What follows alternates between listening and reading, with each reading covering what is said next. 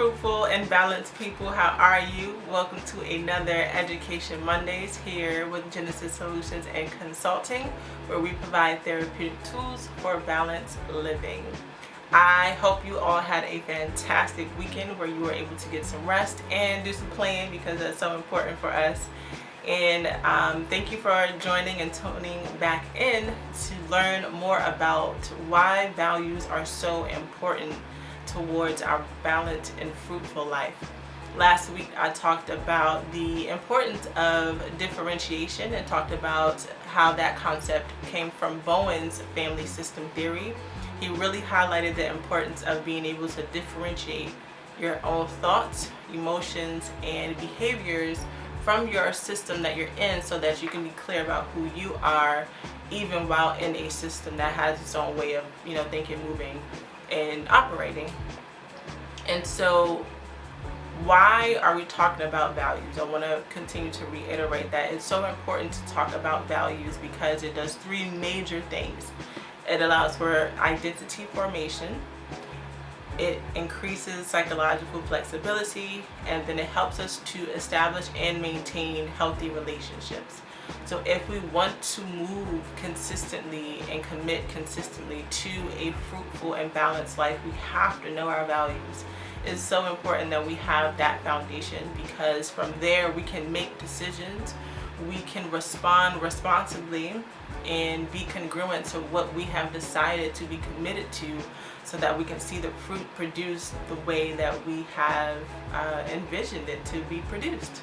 Right? So we are fruitful people. We have to make sure that what we're harvesting is indeed what we have planted and put into the ground. So wanted to be reminded, or help you all to be reminded, that it's important to know what your value system is, because it is important to who you are. All right. So today we're going to talk about the second part of why identity is important and what it gives, and it offers psychological flexibility.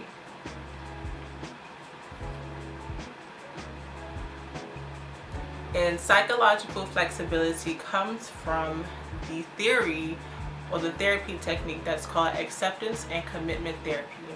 And acceptance and commitment therapy, also known as ACT, A-C-T, ACT. I really like this theory, although I'm not trained in it currently. I'm still trying to see if I want to get trained in it or not. But I really like this therapy approach and process, because it allows for flexibility. It allows for clients to be able to look at two major parts of action, commitment, and stillness. And those two things are so much part of what life is, and so much part of the balance and the rhythm of life, where you're able to be still but also move, because we have to have both of those pieces together in order to be fruitful and effective. So I'm going to talk a little bit about this theory, give a little bit of history behind it, and show you some of the processes that this theory offers to be present and to move in action with intention as it relates to your values. Acceptance and commitment therapy, ACT. ACT was developed by psychologist Stephen Hayes in the 1980s, and it has a lot of different components to it. And some people think it's a little complex, although it does have different moving pieces and different theories connected to it. I do find that it does a really good job of being able to look at the evidence-based practices and theories from behavioral and cognitive behavioral therapy, and also connecting some of those relational frame theory techniques and perspectives to find a really good balance of being able to help people to act according to just kind of the human condition and mind, as well as being able to be sensitive, aware of who we are as emotional beings, who we are as beings that are propelled by meaning. And so the aim of ACT is to maximize human potential in meaningful living by teaching psychological skills and clarifying what's important for people so that they can commit to those things, even if some of those outside stimuli or external stimuli aren't present. And that's really what we want. We want to be able to have this intrinsic motivation to help us move consistently with our values that's not coming from someone or something else. So, this is ACT and some of the background history. Again, I will share some more information for you all to really look at it in depth, but I'm just going to give a brief overview of it today. So this is ACT, developed by Stephen C. Hayes, and it has the aim of maximizing human potential and meaningful living by teaching psychological skills and clarifying what's important. And we can measure that by looking at one's psychological flexibility. Psychological flexibility, what is that? So let's talk about what psychological flexibility is and why it's so important. This is a fairly new term, but I think it is really helpful for us to think about what psychological flexibility is and how that can help us with moving forward with our values. So, psychological flexibility is a set of skills that allows us to be connected to the present moment while acting on longer term values instead of shorter term impulses. And psychological flexibility really reduces pathology and increases the quality of life. With ACT, there is a certain questionnaire and a measuring tool to help people to look at, or help counselors to look at, where their clients are starting off in this scale of flexibility with their mindset, with their values. And that questionnaire is called the Acceptance and Awareness Questionnaire. I can probably give you all some resources for that Friday as well, but just wanted to start off by acknowledging that there are some tools to actually measure someone's level of psychological flexibility.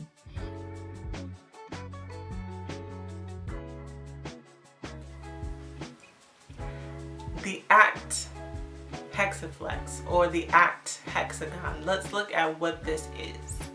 So the ACT Hexaflex is a 6-core therapeutic process. Unlike the behavioral therapy techniques or the cognitive behavioral therapy process, it's not very linear, so it allows us to be a little bit more flexible with starting at any particular point, because they all are congruent to one another and they all kind of feed into each other. So as a counselor, sometimes I won't necessarily start with being present with the client because they already have that skill set of knowing how to be present in the moment, breathing. They know what their body feels like. They can readily identify whatever emotions they have.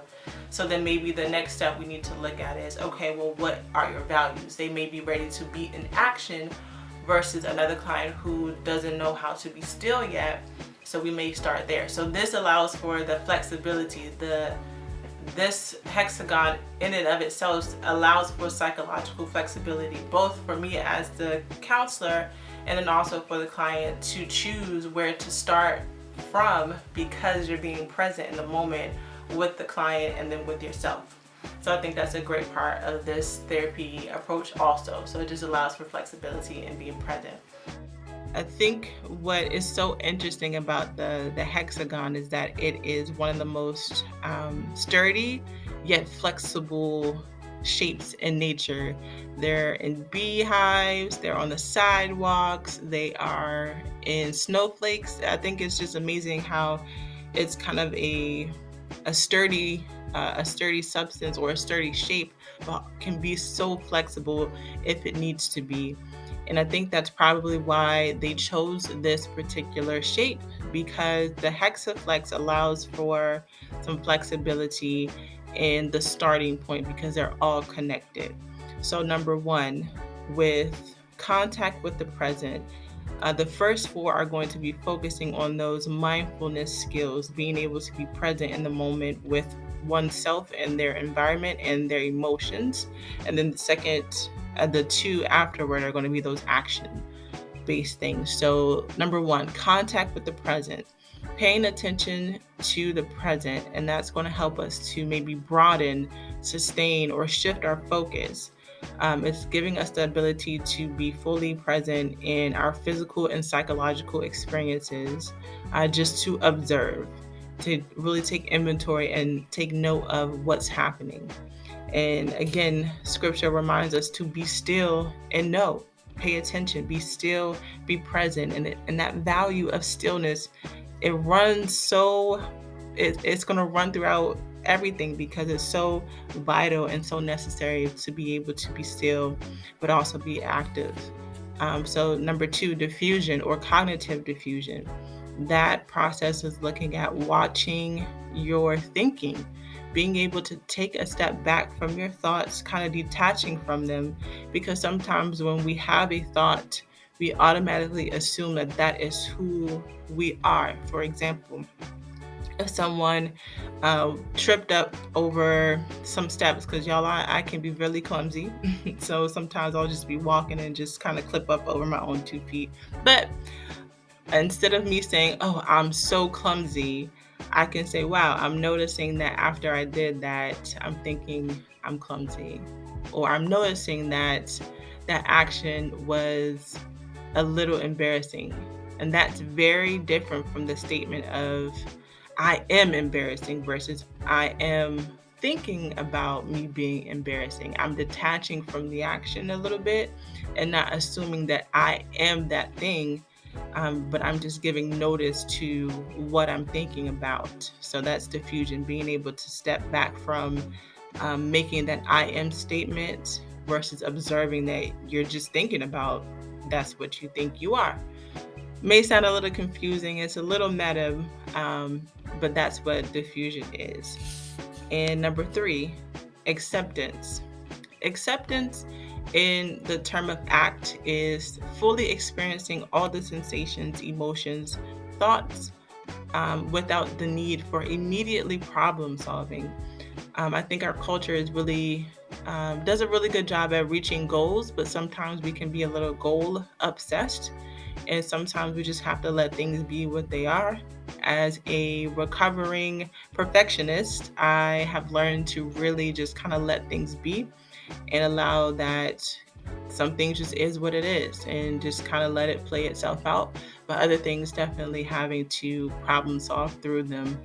But the accepting piece is being okay with experiencing all the sensations that come with this human experience, not to be consumed by them, of course, not to allow our emotions to dictate and run wild, but just saying, hey, that felt very uncomfortable for me. Let me sit with that for a second. Let me experience what my body feels like when it's, anxious, or let me sit down and experience what my thoughts sound like when I am anticipating something great happening. That's that ability to accept what is happening fully without problem solving or trying to escape past it. Number four, self as context, noticing self. And this is kind of unique to ACT, but I think other theories and therapy techniques talk about it in a different way. And it's very similar to the cognitive diffusion process, and that is meta, but it looks at the mind in two parts. The mind that thinks, our brain thinks about things, but there's another part that notices and observes the self. So we can just observe ourselves without, again, problem solving or trying to judge it, just noticing that you're noticing something. So it's very kind of meta, but I think when working with clients and using this part of self as context, just being able to say, hey, what are you noticing right now? If we talked about something that was an unpleasant memory, what's happening? What are you thinking about? What is your body communicating to you? How are you breathing? Okay. Your brain is noticing that it's noticing right now. So just being able to take a second and be still to recognize that this beautiful body that was gifted and given to you is working the way that it needs to work, and that things will come together when it needs to. So that self as context. So those top four are the um, those are kind of like the awareness part of the ACT process. And the the 5 and 6 part are the second portion of this process, and these are the committed action portions of ACT. And values is number 5, and values are desired qualities of physical or psychological action. It is how we have decided we want to act on a consistent basis. So, again, coming back to why values are such an important part of fruitful and balanced living is because that is how we have decided to live. We want to be balanced people. And so, what does balance mean? So, you have to define that. You have to look at what it is, why it is, when do you do that, so that you can have all those pieces present with you as you're moving through life with yourself and with others.